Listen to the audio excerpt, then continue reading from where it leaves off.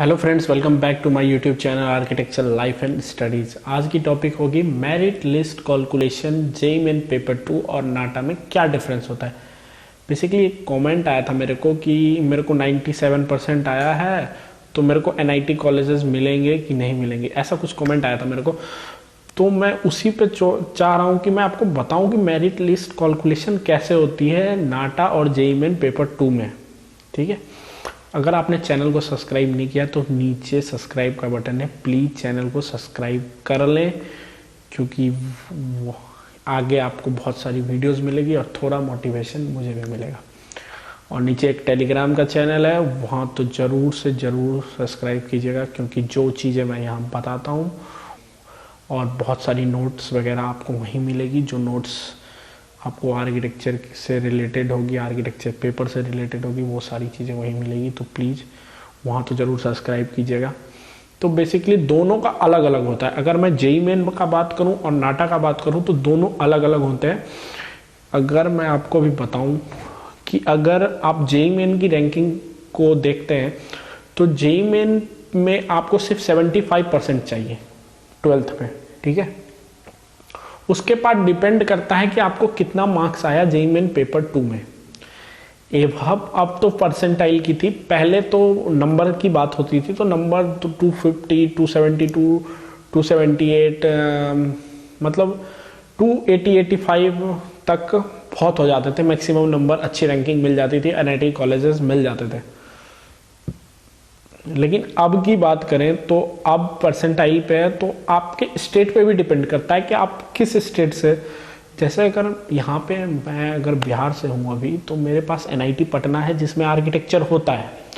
तो मेरे लिए रैंकिंग हो गया 7000 तक मैक्सिमम रैंकिंग जाएगी और आपके लिए जाएगी 5000 अगर आप बाहर स्टेट से देख रहे हैं तो ये स्टेट पे भी थोड़ा डिपेंड करता है कि आप कौन से स्टेट पे हैं। तो स्टेट के हैं, आप आर्किटेक्चर दे रहे हैं तो आप पे ये भी थोड़ा डिपेंड करता है कि आपकी रैंकिंग कहाँ तक आपको एनआईटी कॉलेजेस मिलेंगे कि नहीं मिलेंगे।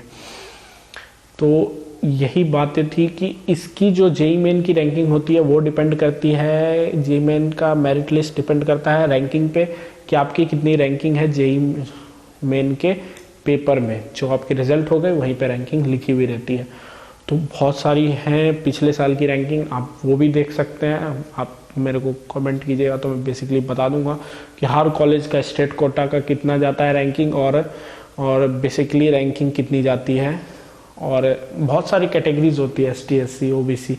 तो आपको वो सब देखना पड़ेगा, थोड़ा रिसर्च करना पड़ेगा एनआईटी कॉलेजेस के लिए। अब नाटा पे बात करते हैं कि नाटा की रैंकिंग कैसे कैलकुलेट होती है, मतलब नाटा की मेरिट लिस्ट कैसे कैलकुलेट होती है। जैसे अगर मेरे को नाटा में आया 140 नंबर, 140 नंबर मेरे को नाटा में आया, तो मैं इसे 2 से डिवाइड करूंगा। ठीक है, तो 2 से अगर डिवाइड करते हैं तो 70 हो जाता है। ठीक है, और मेरे को परसेंट है 80% है। ठीक है, 12th में तो 80 और 70 कितना हो गया, 150।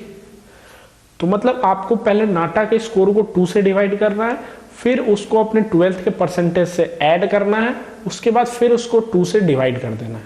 ठीक है, तो कितना हो गया 150, 75 मेरी स्कोरिंग है, मेरिट लिस्ट है।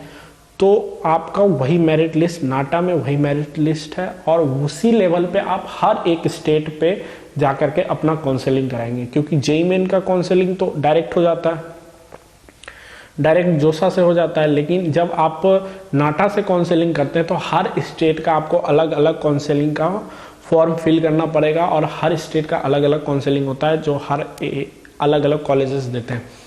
जैसे हरियाणा का अलग हो गया, महाराष्ट्र का अलग हो गया, गोवा अलग हो गया। गोवा में बहुत सस्ती कॉलेज है एक, तो गोवा हो गया। ये सब अलग अलग खुद का करवाते हैं। तो वहाँ पे जाकर के आपको फॉर्म फिल करना पड़ेगा, कुछ पेमेंट्स होते हैं 500, 1000 के, वो दे करके वहाँ पे काउंसलिंग अपनी करवानी पड़ेगी। आपको बहुत सारे कॉलेजेस मिल जाएंगे। तो बेसिकली यही है merit list calculation JEE main paper 2 और नाटा के डिफरेंस में। अगर आपने चैनल को सब्सक्राइब नहीं किया तो प्लीज़ नीचे सब्सक्राइब बटन है, आपको पता बजा दीजिएगा। और नीचे टेलीग्राम का चैनल है, उसको भी प्लीज़ सब्सक्राइब कर देना क्योंकि वहीं पे मिलेगी आपको नोट्स। और अगर किसी को फाइनेंशियली दिक्कत है कि हाँ भैया मेरे को कॉलेज नहीं हो पा रहा है, मतलब मेरे को आर्किटेक्चर करना है, मेरे को कॉलेजेस चाहिए सस्ते वाले, वो पर्सनली मेरे को इंस्टाग्राम पे भी डीएम कर सकता है। मैं उसे as a friend, as a भाई सजेस्ट कर सकता हूँ बस कि भाई तू ऐसे ऐसे करके कर ले, इसी कॉलेज अच्छी है, तेरे को हो जाएगा। तो ये सब भी मैं इंस्टाग्राम पे बता दूंगा अगर पर्सनली आप मेरे को डीएम कर रहे हैं तो। चलते हैं।